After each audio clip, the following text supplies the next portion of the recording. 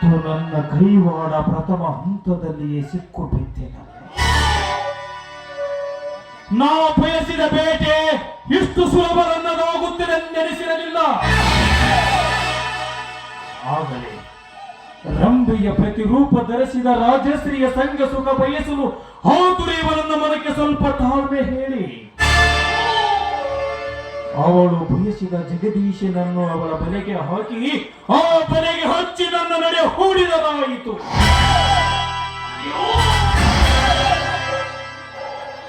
ನನ್ನ ಹಾಗೂ ರಾಜಶ್ರೀಯ ಸಂಘ ನೋಡಿದ ಜಗದೀಶ್ ಅವರಣ್ಣನ ಮುಂದೆ ಹೇಳಿದರಾದರೆ ನನ್ನ ಹಾಗೂ ರುದ್ರೇಶನ ಸ್ನೇಹಕ್ಕೆ ಕೊಡ್ಲಿ ಹೇಟು ಬೀಳುವುದಷ್ಟೇ ಅಲ್ಲ, ನಾವು ಕಣ್ಣಿಟ್ಟ ಕನ್ಯೆಯು ಕೈ ಬಿಟ್ಟು ಹೋಗುವುದರಲ್ಲಿ ಯಾವ ಸಂದೇಹವೇ ಇಲ್ಲ. ಇದಕ್ಕೇನಾದರೂ ಉಪಾಯ ಮಾಡಲೇಬೇಕು.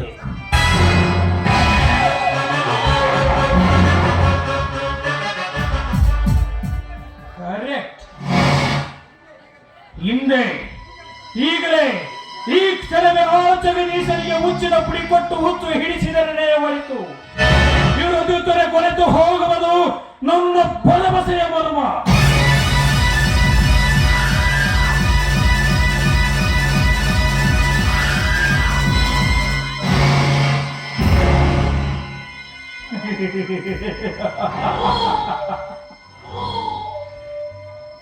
ನನ್ನ ನಿರೀಕ್ಷೆಗೆ ತಕ್ಕಂತೆ ನೀರುಳಿಸಲು ಆ ಜಗದೀಶನ ಸತಿ ಜಯಶ್ರೀ ಬರುತ್ತಿರುವಳಲ್ಲ.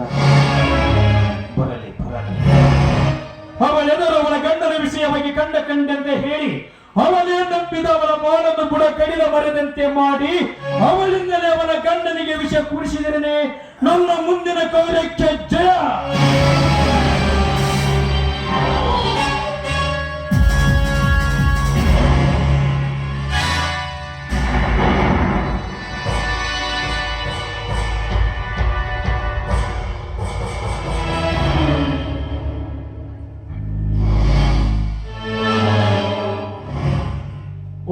ತಂಗಿ ಜಯಶ್ರೀ, ಯಾಕಮ್ಮ ದೇವರಿಗೆ ಹೋಗಿದ್ದೀಯನಮ್ಮ? ಅಲ್ಲಮ್ಮ, ಜೊತೆಯಲ್ಲಿ ಯಾರಾದ್ರೂ ಕರೆದುಕೊಂಡು ಹೋಗಬಾರ್ದೆ? ಪಾಪ ಕುರುಡಿ ನೀನು, ಎಡಿವಿ ಎಲ್ಲಿ ಆದರೂ ಬಿದ್ದರೆ ಹೇಗಮ್ಮ? ಹಾಗೇನಿಲ್ಲ, ದಿನಾಲು ಹೋಗಿ ಬಂದು ರೂಢಿಯಾಗಿದೆ. ತಂಗಿ, ಪರಮ ಪಾವನೆ ಗಂಗಿ ನೀನು. ಆ ದೇವರು ಕಣ್ಣು ಕಸಿದು ದೊಡ್ಡ ಅಪರಾಧ ಮಾಡಿದನಮ್ಮ. ಅಪರಾಧ ಮಾಡಿದ ಏನ್ ಮಾಡೋದಿಲ್ಲ. ದೈವದಲ್ಲಿದ್ದನ್ನ ತಪ್ಪಿಸಲು ಯಾರಿಂದಲೂ ಸಾಧ್ಯವಿಲ್ಲ. ಆದರೂ ತಂಗಿ, ನೀನು ನಂಬಿದ ಮರವೇ ನಿನ್ನ ಮೇಲುರುಳಿ ಬೀಳುತ್ತಿರುವುದನ್ನು ಕಂಡು ನನಗೆ ಬಹಳ ಕಿರಿಕಿರಿಸುತ್ತಿದೆಯಮ್ಮ, ಬಹಳ ಕಿರಿಕಿರಿಸುತ್ತಿದೆ. ಅಣ್ಣ, ನಿನ್ನ ಮಾತ್ರ ಅರ್ಥನಾದ್ರೂ ಏನಿಲ್ಲ. ಅಲ್ಲಡ, ಮುತ್ತಿನಂತ ಮಾವ ಇದ್ದಾನೆ, ಬಂಗಾರದಂತ ಭಾವ ಇದ್ದಾನೆ, ಇನ್ನು ದೇವರಂತ ಗಂಡ, ಅಕ್ಕರೇ ಅಕ್ಕ. ಇವರೆಲ್ಲ ಇರ್ಬೇಕಾದ್ರೆ ನಾ ನಂಬಿದ ಮರ ನನ್ನ ಮೇಲೆ ಬೀಳೋದಕ್ಕೆ ಸಾಧ್ಯನಾ? ನೋಡಮ್ಮ ತಂಗಿ, ಬಿಡಿಸಿ ಹೇಳಿದರೆ ನೀನು ಬದುಕುವೆಯಾ ಎಂಬ ಭರವಸೆ ನನಗಿಲ್ಲ ತಂಗಿ, ನನಗಿಲ್ಲ. ಅಣ್ಣ, ಗೌಡಾರ್ಥ ಹೇಳಿ ಗಾಬರಿ ಪಡಿಸ್ಬೇಡ. ವಿಷಯ ಏನು ಅಂತ ಬಿಡಿಸಿ ಹೇಳ. ನೋಡಮ್ಮ ಜಯಶ್ರೀ ತಂಗಿ, ನನಗೆ ತಂಗಿ ಇರದಿದ್ದರೂ ನಿನ್ನನ್ನೇ ತಂಗಿ ಎಂದು ತಿಳಿದುಕೊಂಡ ನಾನು ನಿನಗಾಗುತ್ತಿರುವ ಅನ್ಯಾಯವನ್ನು ಕಂಡು ನಾನೇ ಕುರುಡನಾಗಿ ಬಿಡಬಾರದಿತ್ತೆ ಎಂದು ನನ್ನ ಮನ ಮಿಡಿಯುತ್ತಿರುವುದಮ್ಮ, ನನ್ನ ಮನ ಮಿಡಿಯುತ್ತಿರುವುದು. ಅಣ್ಣ, ಸಂತಾಪದ ಸಮುದ್ರದಲ್ಲಿ ಬಿದ್ದು ಬರುತ್ತಿರುವ ಈ ಹೆಣ್ಣಿನ ಕಣ್ಣಿಯಿಂದ ಹೊರ ಹಾಕಿ ದಡಿಗಾಡಿಸ್ತಾನೆ ಜಗದೀಶ ಅಂತ ನಾ ತಿಳಿದುಕೊಂಡಿದ್ದೆ. ಆದರೆ ಒಂದು ವೇಳೆ ಈ ಶುಭ್ರ ಸರೋವರದಲ್ಲಿ ಆ ವಿಧಿ ಏನಾದ್ರೂ ವಕ್ರ ದೃಷ್ಟಿ ಬೀಳಿ ತಿರುಗುವಾದ್ರೆ ಖಂಡಿತವಾಗ್ಲೂ ನಾನು ಬದುಕಲಾರೆ. ನೋಡಮ್ಮ, ಅಂತ ಪ್ರಚಂಡ ಬರೋ ಸಿಡಿಲನ್ನೇ ನಿನ್ನ ಬೀಸಿದ್ದಾನಮ್ಮ, ಬೀಸಿದ್ದಾನೆ. ನನ್ನ ಗಂಡನ ವಿಷಯದಲ್ಲಿ ಹೇಳ್ತಾನೆ ಮಾತಾಡಬೇಡ. ಅದರ ಸಹಿಸುವ ಶಕ್ತಿ ನನ್ನಲ್ಲಿಲ್ಲ, ನನ್ನಲ್ಲಿಲ್ಲ. ನೋಡಮ್ಮ, ಕಣ್ಣಿಲ್ಲದ ನಿನ್ನನ್ನು ಈ ಹೆಸರಿಗೆ ಮಾತ್ರ ಹೆಂಡತಿಯನ್ನು ತಿಳಿದವನಮ್ಮ ಆ ನಿನ್ನ ಗಂಡ ಜಗದೀಶ. ನೀನಿಲ್ಲದೆ ನಾನು ನಕ್ಕನತ್ತು ಟೆಕ್ಕೆಯ ಗಿರಿಯಾಗಿ ಹಾಡುತ್ತಿರುವುದನ್ನು ಇದೀಗ ನಾನೇ ನನ್ನ ಕಣ್ಣಾರೆ ಕಂಡು ಕೈಗೆಟ್ಟು ಬಂದಿರುವನಮ್ಮ.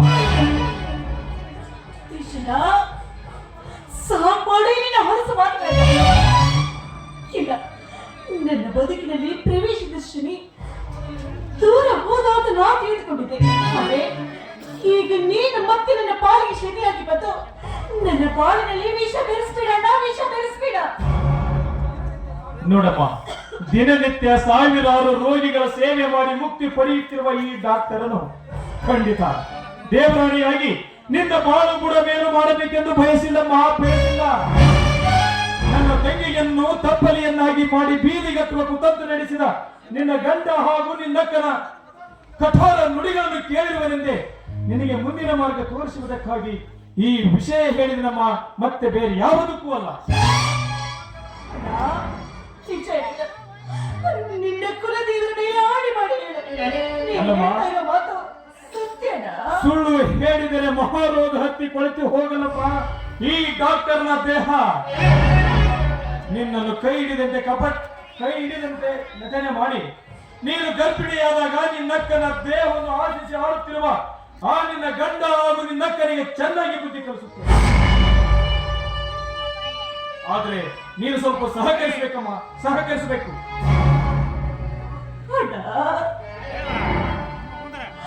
ಹೇಳಿದ ಹೇಳ, ನಾನೇನ್ ಮಾಡ್ಲಿ ಅಂತ ಹೇಳು. ದೇವಿ ಹಾಗೆ ದಾರಿ ತೋರಿಸ್ತೀನಂತೆ ಮಾತ್ರ ನಾನು ಬೇಡ ಅಂತ ಹೇಳ್ತೀನ. ಒಟ್ಟಿನಲ್ಲಿ ನನ್ನ ಗಂಡ ಸರಿ ಹೋದ್ರೆ ಸಾಕು. ಅವ್ರು ಸರಿ ಹೋದ್ರೆ ಬೇಕಾದ್ರೆ ನಾ ಮನೆಯನ್ನು ಬಿಟ್ಟು ದೂರ ಎಲ್ಲಾದ್ರೂ ಹೊರಟು ಹೋಗ್ತೀನಿ. ಇದೇನಪ್ಪ, ಇದೇನಿದು ನಿನ್ನ ಆಟ? ನನ್ನ ಕೈ ಹಿಡಿದ ಗಂಡ ನನ್ನ ಪಾಲ ದೇವರು ಅಂತ ಕೇಳ್ಕೊಂಡಿದ್ದೆ. ಅವರು ನೆನಪೆ ನನ್ನ ಹುಡುಗಿ ನೀನು ಕತ್ತಲನ್ನು ಕೊಟ್ಟೆ. ಈ ಕತ್ತಲನ್ನು ಕೊಡೋದಕ್ಕಿಂತ ಆ ನನ್ನ ಮಗುವನ್ನ ಮಾಡಿಲ್ಲೇ ಪಡೆದ ಹೋಗ್ಬಾರ್ದಾಗಿ. ನನ್ನ ಪತಿ ಪವಿತ್ರ ಪರಮೇಶ್ವರ ಅಂತ ತಿಳಿದುಕೊಂಡಿದ್ದೆ. ನನ್ನ ಪ್ರಾಣವನ್ನೇ ಮುಡಿಬಿಟ್ಟು ಅವರನ್ನು ಜೋಪಾನ ಮಾಡೋಣ ಅಂತಂದ್ರೆ ಅವರು ನನಗೆ ದೂರ ಮಾಡ್ತಾ ಇದ್ದಾರಲ್ಲ. ಈ ರೀತಿ ವಿಷಕರ್ಮ ಸಂದರ್ಭ ಬಂದ್ರೆ ನಾನು ಹೇಗೆ ಬದುಕಲಿ? ಇಲ್ಲ, ನನ್ನ ತಂಗಿನ ಬದುಕಬಾರ್ದು.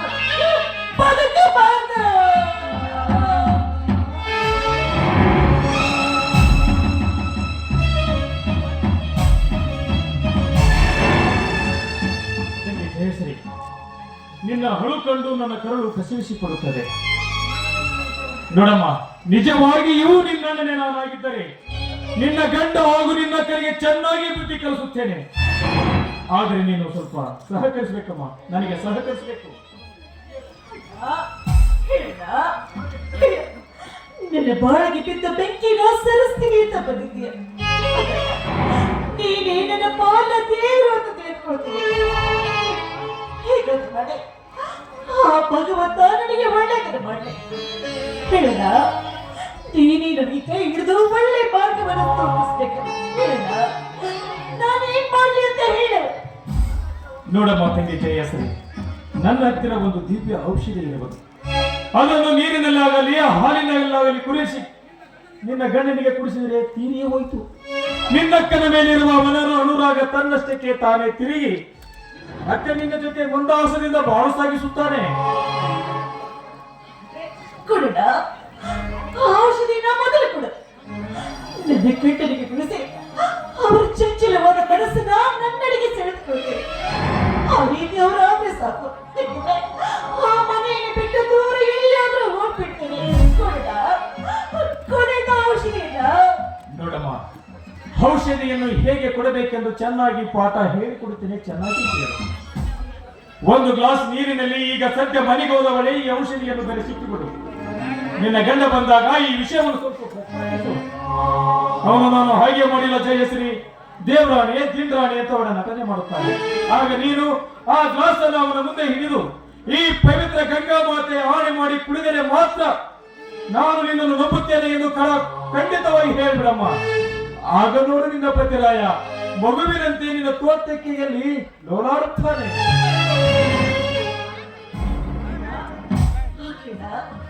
ಈ ಸೂಕ್ತ ಸಲಹೆಯನ್ನು ಕೊಟ್ಟಿದೆಯಲ್ಲ, ಈ ತಂಗಿ ರಕ್ಷಾ ಕವಚ ನಿನ್ನ ತಲೆ ಮೇಲೆ ಸದಾಕಾಲ ಇರುತ್ತೆ. ಆಯ್ತಡ, ಈ ಔಷಧಿ ಕುಡಿದ ಮೇಲೆ ಅವರು ಸರಿ ಹೋದ್ರೆ ಸಾಕು. ಒಂದು ವೇಳೆ ಅವರು ಇದರಿಂದಲೂ ಸರಿ ಹೋಗ್ತಾ ಇದ್ರೆ ನಾನು ಖಂಡಿತವಾಗ್ಲೂ ಬದುಕಲಾರೆ, ನಾನು ಬದುಕಲಾರೆ.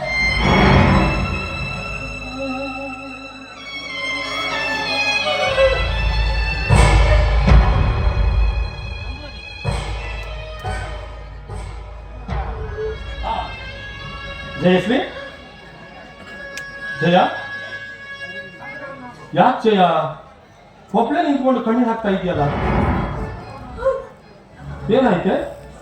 ಏನಂತ ಏನು ಅಂತ ಹೇಳಿ, ಏನು ಅಂತ ಹೇಳಿ, ನನ್ನ ಹೃದಯದಲ್ಲಿ ಅಗ್ನಿ ಹೊತ್ತೆ ಉರಿತಾ ಇದೆ. ಆ ಅಗ್ನಿ ಆರಿಸ್ಕೊಡ್ಬೇಕು ಅಂತ ದಾರಿಯಲ್ಲಿಂದ ಹುಚ್ಚಿ ರೀತಿ ಹೇಳ್ತಾ ಇದ್ದೀನಿ, ಹೇಳ್ತಾ ಇದ್ದೀನಿ. ಜಯಶ್ರೀ, ಈ ನಿನ್ನ ಗಂಡ ಏನು ಬೇಕಾದ್ರೂ ಸಹಿಸ್ತಾನೆ, ಆದ್ರೆ ನನ್ನ ಮುದ್ದಿನ ಮಡದಿಯ ಮನ ನೊಂದ್ರು ಅದನ್ನ ಸಹಿಸಿಕೊಳ್ಳುವಂತ ಶಕ್ತಿ ನನಗೆಲ್ಲ ಕಣೆ. ಜಯ, ಈಗ ಏನಾಯ್ತು ಅಂತ ಸ್ವಲ್ಪ ಸಮಾಧಾನವಾಗಿ ಹೇಳ್ಬಾರ್ದೆ? ಯಾಕಿಷ್ಟೊಂದು?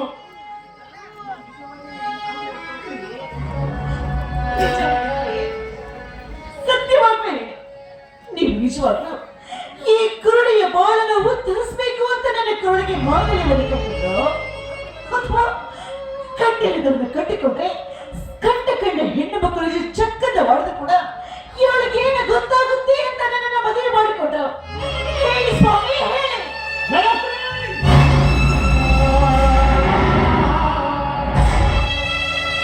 ಸ್ವಲ್ಪ ಬಾಯಿ ಬಿಗಿದು ಮಾತಾಡು.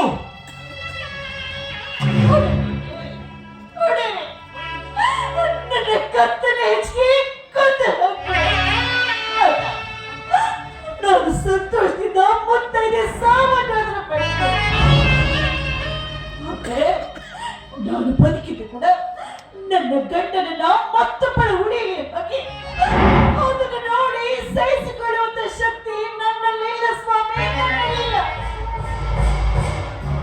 ಅಯ್ಯೋ ದೇವರೇ, ನಾನು ಆವ ಪಾಪ ಮಾಡಿದೆ ಅಂತ ನನಗೆ ಇಂಥ ಶಿಕ್ಷೆ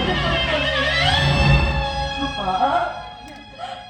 ನೋಡಿದೆಯಪ್ಪ, ನೋಡಿದೆಯಾ ನಿನ್ನ ಮಗಳ ಪರಿಸ್ಥಿತಿ ಹೇಗಾಯ್ತು ಅಂತ? ನಿನ್ನ ಮಗಳ ಜೀವನ ಹೇಗಾಗ್ಬೇಕು ಅಂತ ನೀನು ಮದುವೆ ಮಾಡಿಕೊಟ್ಟಿಯ? ನಿನ್ನ ಮದುವೆ ಮಾಡಿಕೊಟ್ಟು ಗಂಡನ ಜೋಡಿ ಸುಖವಾಗಿರಮ್ಮ ಅಂತ ನೀನು ತೀರ್ಥಯಾತ್ರೆಗೆ ಹೋದಿಯ? ಅಪ್ಪ, ಪಾಪ, ಬೇಗಪ್ಪ ನನ್ನ ಇಲ್ಲೆಲ್ಲ ಕರೆದುಕೊಂಡು ಹೋಗಪ್ಪ. ಒಂದು ವೇಳೆ ನೀನೇನಾದ್ರೂ ತಡ ಮಾಡಿ ಬಂದ್ರೆ ನಿನ್ನ ಮಗಳ ಹೆಣ ನೋಡಬೇಕಾಗುತ್ತಪ್ಪ.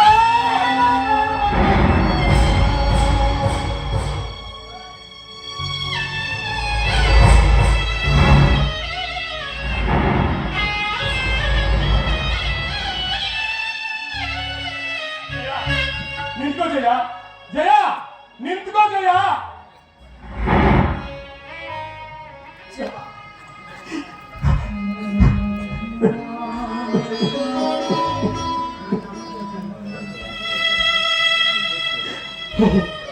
ಹೇ ಪರಮೇಶ್ವರ,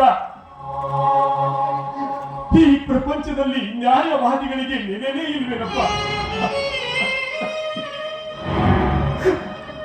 ನಾನು ಕೈ ಹಿಡಿದ ಹೆಂಡತಿಯೇ ನನ್ನ ಬಗ್ಗೆ ಸಂಶಯ ಪಡುವಂತೆ ಮಾಡಿದೆಯಾ ತಂದೆ? ಇಲ್ಲಪ್ಪ, ಇಲ್ಲ. 4 ದಿಕ್ಕಿನಿಂದ ಹುಕ್ಕಿ ಬರುವ ಕಷ್ಟ ಕಾರ್ಪುಣ್ಯಗಳ ಬಾಣಗಳಿಗೆ ನನ್ನನ್ನ ನಿಶಕ್ತರನ್ನಾಗಿ ಮಾಡಬೇಡ ತಂದೆ, ನಿಶಕ್ತರನ್ನಾಗಿ ಮಾಡಬೇಡ.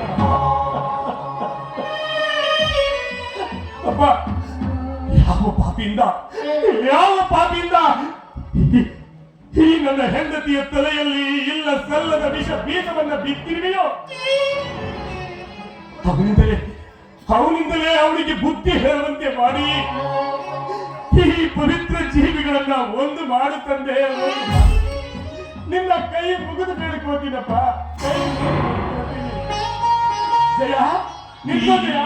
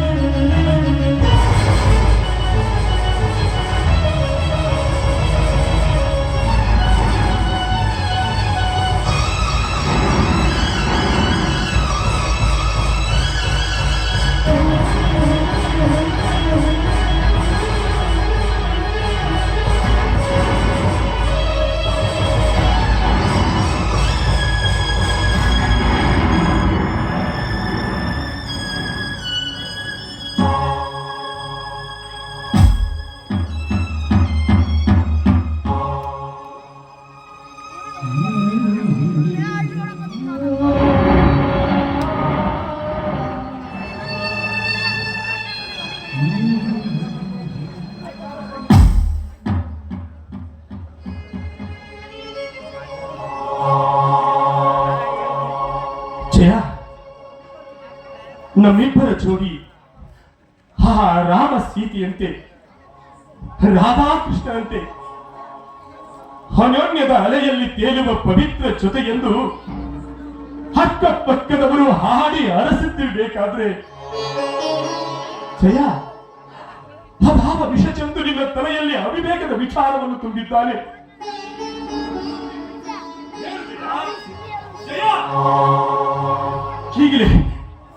ಹೀಗಲೇ ಅವನ ರಕ್ತವನ್ನ ಕೊಡಲು ಬರ್ತೀನಿ. ನಂದ ಗೋಕುಲದಂತಿರುವ ಈ ನಮ್ಮ ಮನೆಯನ್ನು ಹೊಡೆಯುವ ಆ ಮರ್ಕದನಿಗೆ ನಾನು ಬುದ್ಧಿ ಕಲಿಸಿ ಬರ್ತೀನಿ. ಜಯ, ಅವ್ರು ಯಾರಂತ ಹೇಳು. ಸ್ವಾಮಿ, ಕಂಡದ್ದು ನಾಡಿದ್ರೆ ಕೆಟ್ಟದಂತ ಕೋಪ ಅಂತೆ. ನಿಮ್ಮ ಒಳ್ಳೆದಿಗಾಗಿ ಯಾರೋ ಒಬ್ಬರು ಒಳ್ಳೆ ಮಾರ್ಗವನ್ನು ತೋರಿಸಿದ್ರೆ ಅದರ ತಪ್ಪು ಅಂತ ಹೇಳ್ತಾ ಇದ್ದೀರಿಲ್ಲ, ಅದು ಸರಿನಾ? ಯಾಕಂದ್ರೆ ನನ್ನ ಜೀವನದ ಕಣ್ಣು ನೀವು ಅಂತ ನಿಮ್ಮದೆಷ್ಟು ನಂಬಿಕೆ. ಈ ಕುರುಡಿಗೆ ಯಾಕ್ರಿ ಮೋಸ ಮಾಡಿದ್ರೆ? ನಾನು ನಿಮಗೆ ಏನು ಕಡಿಮೆ ಮಾಡಿದ್ದೆ? ಯಾವ್ದ್ರಲ್ಲಿ ಕಡಿಮೆ ಮಾಡಿದ್ದೆ ಅಂತ ಮತ್ತೊಂದು ಹೆಣ್ಣಿನಿಂದ ಬೆಟ್ಟಿಗೆ ಹೋದ್ರೆ ನೀವು? ನಾನು ಹೆಣ್ಣಲ್ಲವೇ? ನನಗೆ ರೂಪ ಇಲ್ಲವೇ? ನನಗೆ ಕೈ ಕಾಲುಗಳಿಲ್ಲವೇ? ಸ್ವಾಮಿ, ಕಣ್ಣಿಲ್ಲ ಎನ್ನುವ ಒಂದೇ ಒಂದನ್ನು ಬಿಟ್ಟ ಗೊತ್ತಿಲ್ಲವ ಸರಿಯಾಗಿ ಇದೆಯೇ? ಯಾಕೆ ಯಾಕೆ ನನ್ನಿಂದ ನಿಮಗೆ ಯಾವ ಸುಖಾನ ಸಿಗ್ತಾ ಇಲ್ಲವೇ? ಕೆಲಸ ಮಾಡೋದಕ್ಕಿಂತ ನನಗೆ ಒಂದೇ ಒಂದು ದೊಡ್ಡ ವಿಷಯ ಕೊಟ್ಬಿಟ್ಟಿದ್ರೆ ಸತ್ತ ಹೋಗ್ತಾ ಇದ್ದೆ. ಯಾಕ್ರಿ ನನಗೆ ಜಯ, ಸ್ವಲ್ಪ ಸಮಾಧಾನ ತೆಗೆದುಕೊಂಡು ನಾನೀಗ ನಿನಗೆ ಯಾವ ರೀತಿ ಹೇಳ್ಬೇಕು ಅಂತ ನನಗೆ ಒಂದು ತೋರಿಸ್ತಾನೆ ಇಲ್ಲ ಕಣೆ, ಒಂದು ತೋರಿಸ್ತಾನೆ ಇಲ್ಲ. ಜಯ, ಆದ್ರೆ ನಂದೊಂದು ಮಾತು, ನಾನು ಈ ರೀತಿ ನೀತಿ ಬಿಟ್ಟವನೇ ಆಗಿದ್ರೆ ಜಯ, ಈಗ ಈ ನಿನ್ನ ಹೊಟ್ಟೆಯಲ್ಲಿ ಮೂಡ್ತಾ ಇರೋ ಆ ನನ್ನ ಮಗು ಇವತ್ತೇ ಈ ಕ್ಷಣವೇ ಈಗಿಂದೀಗಲೇ ನಿನ್ನ ಗರ್ಭದಿಂದಲೇ ಬಸ್ತು ಹೋಗಲಿ. ಒಂದು ಮಾತು ಮಾತ್ರ ಸತ್ಯ ಜಯ, ಸತ್ಯ. ನಾನು ಮಾತ್ರ ನೀತಿ ಕೆಟ್ಟವನಲ್ಲ, ಇದು ಸತ್ಯ ಸತ್ಯ ಸತ್ಯ. ಯಾವುದನ್ನ ನಂಬಲೆ, ಯಾವುದನ್ನ ಬಿಡಲಿ? ನಮ್ಮಿಬ್ಬರ ಸುಖ ಸಂಸಾರದಲ್ಲಿ ಸಿಡಿ ಮತ್ತು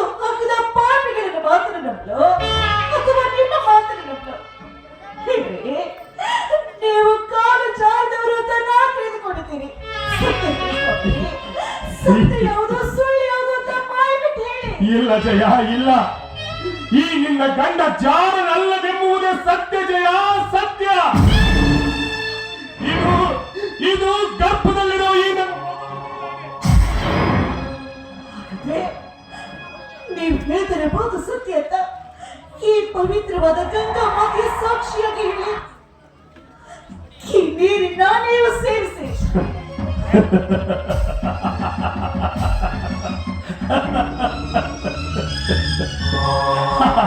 ಅಲ್ಲ ಕಡೆ, ನಿನ್ನ ಕೈಯಾರೆ ವಿಷ ಕೊಟ್ಟು ಸೇವಿಸೋ ಈ ನಿನ್ನ ಗಂಡ ಇರಬೇಕಾದ್ರೆ